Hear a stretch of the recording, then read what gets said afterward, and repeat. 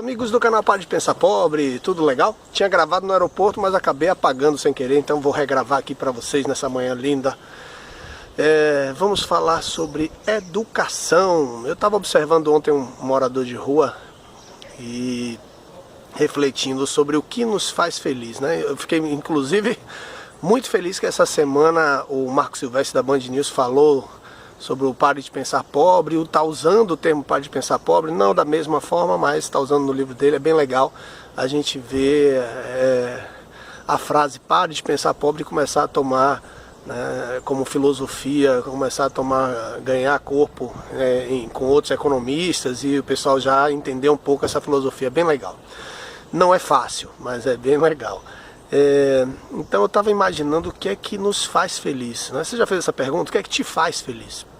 Eu fui numa palestra de uma evangélica uma vez e ela estava com um encontro de casais perguntando às mulheres se o marido fazia feliz. E a melhor resposta foi justamente de uma mulher que foi categórica e disse: não, eu não preciso do meu marido para ser feliz. Eu sou feliz, eu me faço feliz. E às vezes a gente coloca a nossa felicidade justamente em algo exterior, ou em outras pessoas, ou no sistema. E na verdade, a melhor forma de ser feliz é sem precisar de tudo isso, sem precisar de nada disso. É bem legal.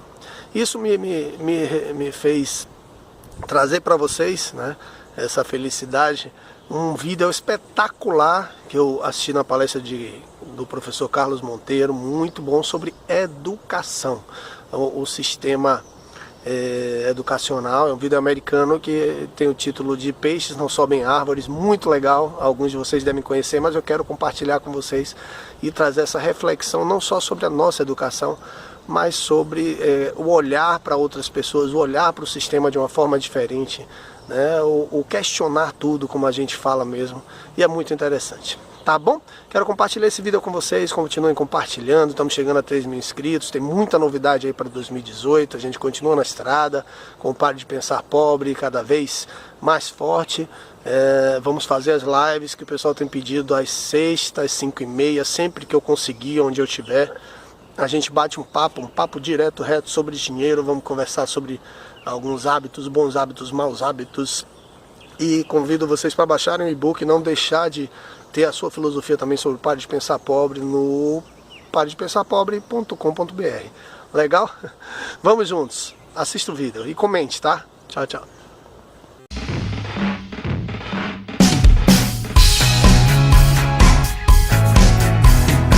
Albert Einstein once said, "Everybody's a genius, but if you judge a fish by its ability to climb a tree, it will live its whole life believing that it is stupid." Ladies and gentlemen of the jury, today on trial we have modern day schooling. Glad you could come. Not only does he make fish climb trees, but also makes them climb down and do a 10-mile run. Tell me, school, are you proud of the things you've done? Turning millions of people into robots, do you find that fun? Do you realize how many kids relate to that fish? Swimming upstream in class, never finding their gifts, thinking they are stupid, believing they are useless? Well, the time has come, no more excuses. I call school to the stand and accuse him of killing creativity, individuality, and being intellectually abusive. He's an ancient institution that has outlived his usage. So, Your Honor, this concludes my opening statement, and if I may present the evidence of my case, I will prove it. Proceed. Exhibit A. Here's a modern day phone. Recognize it? Here's a phone from 150 years ago. Big difference, right? Stay with me. Here's a car from today, and here's a car from 150 years ago. Big difference, right? Well, get this. Here's a classroom of today, and here's a class we used 150 years ago. Now ain't that a shame? In literally more than a century, nothing has changed. Yet you claim to prepare students for the future? But with evidence like that, I must ask, do you prepare students for the future or the past? I did a background check on you and let the record show that you were made to train people to work in factories, which explains why you put students in straight rows, nice and neat, tell them sit still, raise your hand if you want to speak, give them a short break to eat, and for 8 hours a day, tell them what to think. Oh, and make them compete to get an A letter which determines product quality, hence grade A of meat. I get it. Back then, times were different. We all have a past. I myself am no Gandhi. But today, we don't need to make robot zombies. The world has progressed. And now we need people who think creatively, innovatively, critically, independently, with the ability to connect. See, every scientist will tell you that no two brains are the same.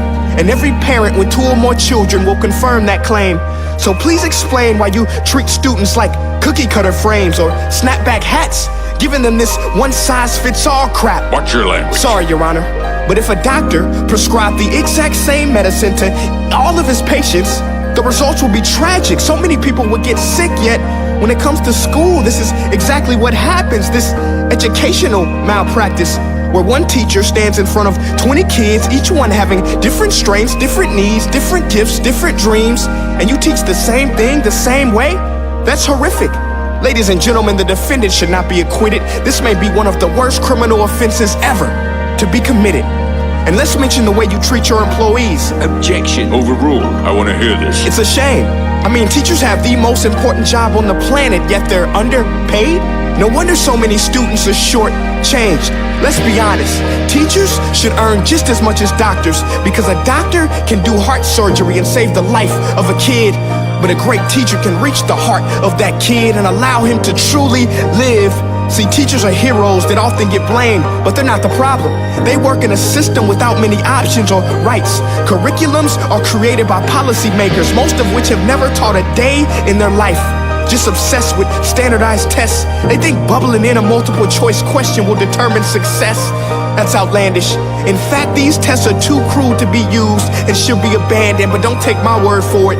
Take Frederick J. Kelly, the man who invented standardized testing, who said, and I quote, "These tests are too crude to be used and should be abandoned." Ladies and gentlemen of the jury, if we continue down this road, the results will be lethal.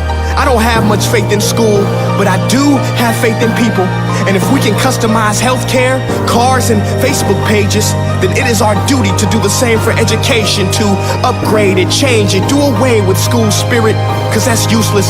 Unless we're working to bring the spirit out of each and every student, that should be our task. No more Common Core. Instead, let's reach the core of every heart in every class. Sure, math is important, but no more than art or dance. Let's give every gift an equal chance. I know this sounds like a dream, but countries like Finland are doing impressive things. They have shorter school days. Teachers make a decent wage. Homework is non-existent, and they focus on collaboration instead of competition. But here's the kicker, boys and girls. Their educational system outperforms every other country in the world. Other places like Singapore are succeeding rapidly. Schools like Montessori, programs like Khan Academy, there is no single solution. But let's get moving, because while students may be 20% of our population, they are 100% of our future. So let's attend to their dreams, and there's no telling what we can achieve. This is a world in which I believe. A world where fish are no longer forced to climb trees.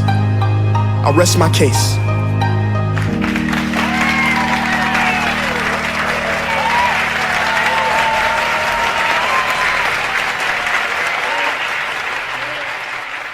Peraí, lembrei. Tinha que contar uma história pra vocês. Você descobre que conseguiu parar de pensar pobre quando tira uma folga segunda-feira na Bahia, pra aproveitar a praia quando tá todo mundo trabalhando, não é legal? Vale a pena. Vamos lá. Bom, esse vídeo fala de educação de forma maravilhosa, né? Se nos Estados Unidos e nos outros países que são considerados desenvolvidos a gente já precisa de uma reforma na educação, imagina no nosso país, que sofre tanto com a desqualificação dos professores, a degradação, né, de um dos piores salários e falta de reconhecimento, falta de sistema educacional, sistema público degradado e tudo mais. Mas eu queria contar uma história que a gente tem discutido muito nas palestras sobre ética, sobre a cultura, por que o brasileiro pensa pobre, por que principalmente a gente fica para trás no pensamento, na ética, a corrupção toda, essa história toda da impunidade da corrupção, que mesmo com a Lava Jato não existe, a punição é irrisória, mesmo quando todas as provas são apresentadas. E se isso vem da colonização, se é porque o Brasil é jovem, né, se é porque é da cultura do brasileiro. E tem uma historinha que ilustra muito isso, uma história oriental, que fala justamente dessa parte da honestidade e desonestidade.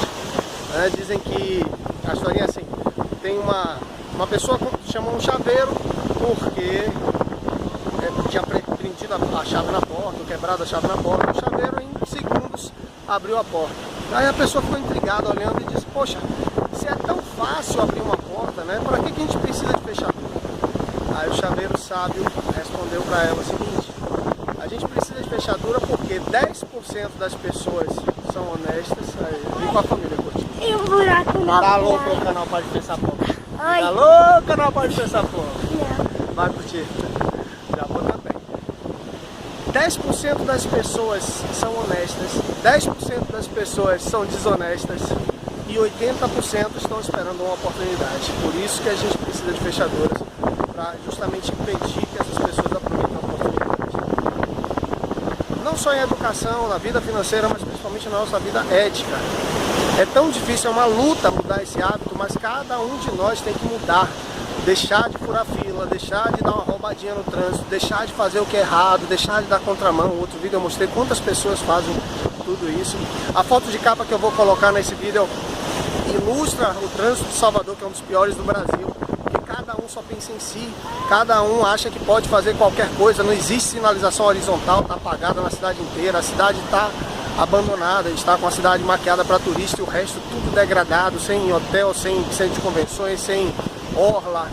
Infelizmente é a imagem do Brasil, né? É o que está acontecendo no Rio de Janeiro, o que está acontecendo nas outras capitais, o legado da Copa do Mundo, o legado das Olimpíadas, e o povo achando normal, e todos nós quietos, sem começar a revolução que a gente precisa começar.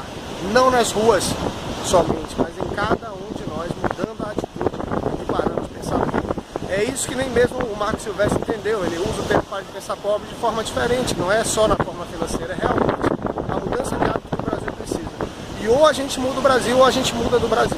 Não tem jeito. São as duas coisas que a gente tem que decidir. Legal? Obrigadão, espero que vocês tenham gostado dos vídeos. Esse vídeo eu vou postar uma outra série também que a gente tem usado nas palestras. E a gente se vê por aí. Vou aproveitar a folga, curtam também. Até já, Pare de Pensar Pobre, saúde no bolso. Boa folga!